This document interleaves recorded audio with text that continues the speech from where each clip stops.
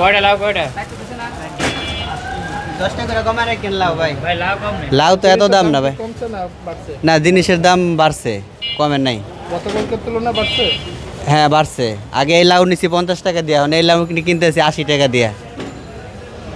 প্রত্যেকটা তরকারির দাম আপনার 80 টাকা, 90 টাকা, 70 টাকা, এর নিচে কোনো তরকারি নেই। ভাই এটা মোটর উপর কম রাখেন তো টাকা দাও। মানে বাজারে এসে একটা ইসের অবস্থা, একটু কম রাখেন ভাই। মানে জিনিসের দাম কম দূর থাকে, আরো আপনার জিনিসের দাম আরো বাড়তেছে। এটা ভর্তি আছে। সব কিছুই তো বাড়তেছে। তরি তরকারি করলা 80 টাকা 90 টাকা রাখতেছে, এই 20 টাকার কেজি 30 টাকার কেজি আসিল, টমেটো 40 টাকা 50 টাকা, তো জিনিসের দাম বাড়তেছে না। বাজারেও একটা সিন্ডিকেট চলতেছে, বর্তমানে বাজারেও একটা সিন্ডিকেট চলতেছে। হ্যাঁ, যারতে যেমন পারতেছে সেরকম রাখতেছে। ঢাকায় লোক তো ঢুকছে এদের পরে, লোক ঢোকার পরেই তো চাহিদা বেড়ে গেছে, যার কারণে দামটা বেড়ে গেছে। হ্যাঁ হ্যাঁ, ওই যে ঈদের ভিতরে লোক ছিল না, হয়তো একটু কম ছিল দাম, কিন্তু আবার ঢুকে গেছে। আপনি আপনার নতুন সবজি যেগুলো আইছে, নতুন সবজি পটল, ভেন্ডি, তারপর আপনার নতুন করে টমেটো আইছে, উস্তা, করলা, এটি ঝিঙ্গা, দুন্দুল, এটি হচ্ছে গরমের সবজি। এটি একটু দাম বেশি, যেমন পেঁপে আগের তুলনায় 10 টাকাতে বেশি।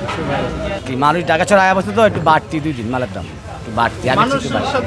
মালের দামের সাথে মাল তো মানুষ ঢাকা শহর আসলো না, মাল আছে, মাল খাইতে পারে না, বেচতে পারে না। মানুষ আস্তে আস্তে মালের দাম বাড়তেছে আস্তে আস্তে। এই আর বিক্রি কাস্টমারের তো না, বিক্রি করবো কার কাছে? মানুষ আসতেছে না, আস্তে আস্তে তো আসতেছে মানুষ। আপনি না বললেন মানুষ আসছে এজন্য? হ্যাঁ, মানুষ তো অবশ্যই আসছে, মানুষ আসছে না, ঢাকা শহর মানুষ আসছে না। আমি তো আছি কালকে।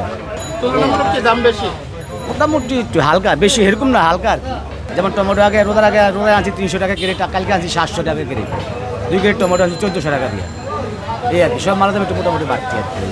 মাছ হলো আপনার ওই যে ভেন্ডি, পটল, তারপরে যে টমেটো, এই যে শসা মশা, এগুলোর দাম বাড়ছে আর কি। মোটামুটি তো আগের মতনই আছে, দাম যেটা বলতেছে সেটা নেওয়া লাগতেছে। এটা আমরা যেটা লাগে 2 কেজি, আমরা 1 কেজি নিতেছি। কেন নিতেছেন? ওই দামের কারণে দাম বেশি, কারণ এরকম তো আর মানে আমাদের কাজকর্ম হয় না, অল্প বেতনে অল্প খাওয়া, ওইটা দিয়ে ভাগ করে আমরা সবাই মিলে একটু কম কম করে খাই আর কি। আমি তো মোটামুটি দেখতেছি সব জিনিসের দাম বেশি।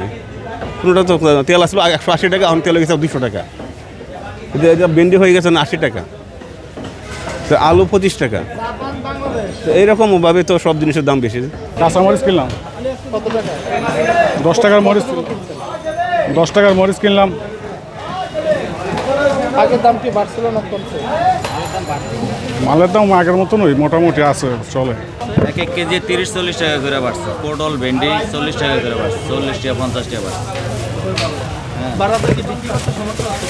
না বৃষ্টিতে কোনো সমস্যা না, এখানে মাল বিক্রিতে তো সমস্যা হয়। মাল তো কারণ বাজার আয়া পয়সা কুলায় না, সবই লইয়া যায় মানুষের।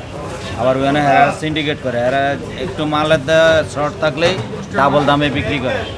দাম রমজানের পরে এখন আরো বাড়ে গেছে, কেজি প্রতি আপনার 30 টাকা, 20 টাকা, 25 টাকা করে বাড়তি। কারণ আপনার টমেটো রমজানে ছিল আপনার 15 টাকা কেজি, এখন 30 টাকা। তারপরে করলা ছিল আপনার 30 টাকা 40 টাকা, এখন 70 টাকা কেজি। বরবটি ছিল আপনার 40, এখন 60। কমছে ভাই, অনেক কমছে।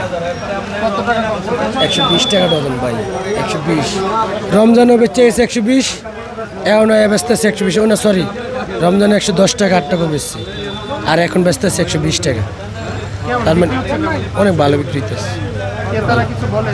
না না না, অনেক খুশি।